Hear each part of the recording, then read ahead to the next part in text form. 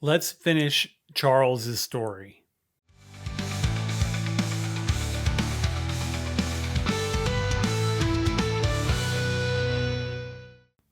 Welcome back to Writer's Theory.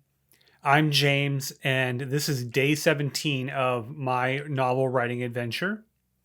I'm writing a Western. I've always wanted to write a Western, and I'm here sharing each daily session of writing with you and my thoughts as I go along on this journey. So, in today's writing session, I finish Charles's story.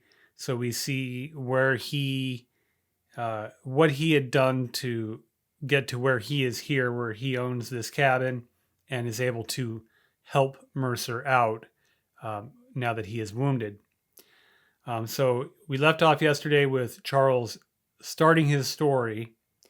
And let's just get right into the beginning of day 17 and where he is continuing to tell this story. I did want this to feel a little uncertain. I know this happens pretty quickly in terms of a narrative being told, but I wanted Charles to really get it across that he wasn't sure what was happening during this time. I'm not even using like states and locations. These might change. I just don't know how accurate they are to what I want to tell. And while this isn't meant to be a historically accurate piece, I don't want it to be wildly inaccurate either.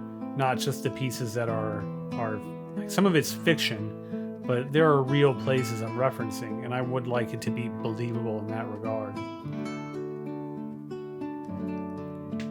So here I just have an inconsistency that I'm wrapping up by Mercer asking this question and doing a little research to have Charles's answer make sense. So here, Wilson, I believe, was a Union general that came through.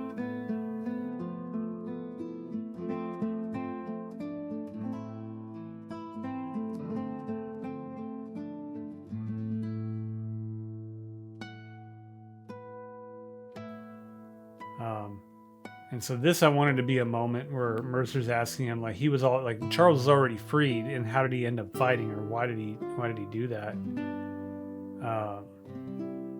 And this is Charles's reasoning for joining the Union Army. And I try to keep this somewhat accurate to what might have really happened for soldiers that joined the army that weren't white soldiers. And I'm drawing on really what I just know about the movie Glory. And not trying to retell that story, but just like wonder maybe what that experience was like for people. So this is still his story. He's still telling it. I'm sprinkling in some interaction with Mercer, so it's not just blocks of story. And having it still be a little more like dialogue between the two, but still very heavily focused on what Charles is saying here. So this is how he got to that point, and then the war started. Charles went and joined the Union forces, and is now taking he made his own decision to go do this, where maybe he didn't have that choice before, and so that's why he went to go and fight. So he says he's got his reasons, and that's what he's sharing here. So let's finish up the rest of day 17 and see where this goes. So while Mercer is not the nicest person, one thing I didn't want him to be was this what people might think of Confederates as bigots and pro-slavery. I just wanted him to be a man that did some terrible things during the war, but not that he's motivated by bigotry or pro-slavery or anything like that. Just wanted him to be a guy who happened to be on one side of this fighting, and not paint him with a brush of what I think many people might assume Confederate soldiers to be like. And so I really want this dynamic to just be an interesting one between these two men.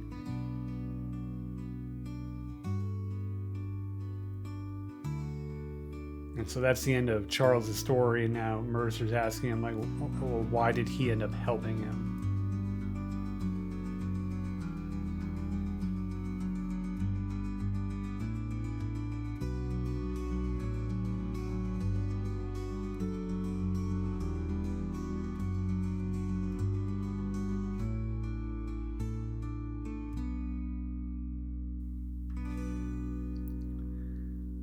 And I needed to like have this come to a conclusion. It was starting to carry out or get a little long in the tooth here, this particular scene. And I did need to find a way to wrap it up. So I usually don't go back to previous sentences to adjust the scene, but here I felt I needed to, so I didn't forget to do it effectively later. But I went in and I added that Mercer is starting to feel this alcohol that he's been drinking, so it makes sense that he wanted to go to sleep.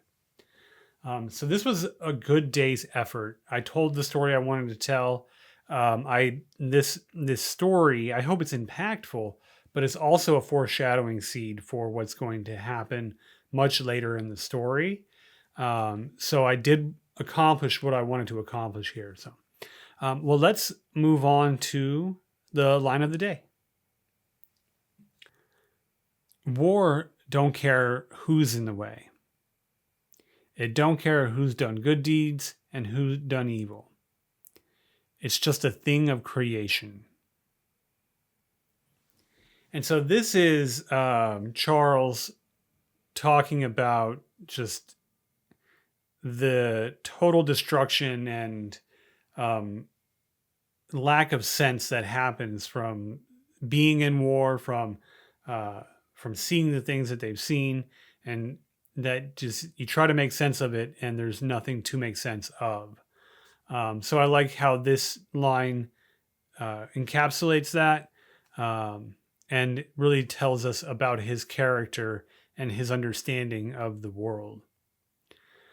So tomorrow, my effort will be to drive the story forward now. So we've looked back enough with these two characters and telling their stories over the past couple of days.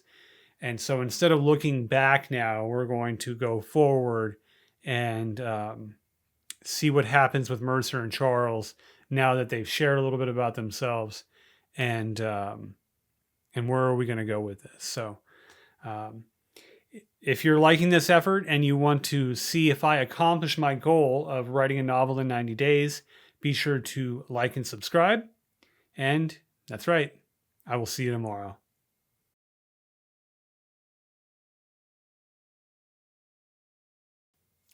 Welcome back to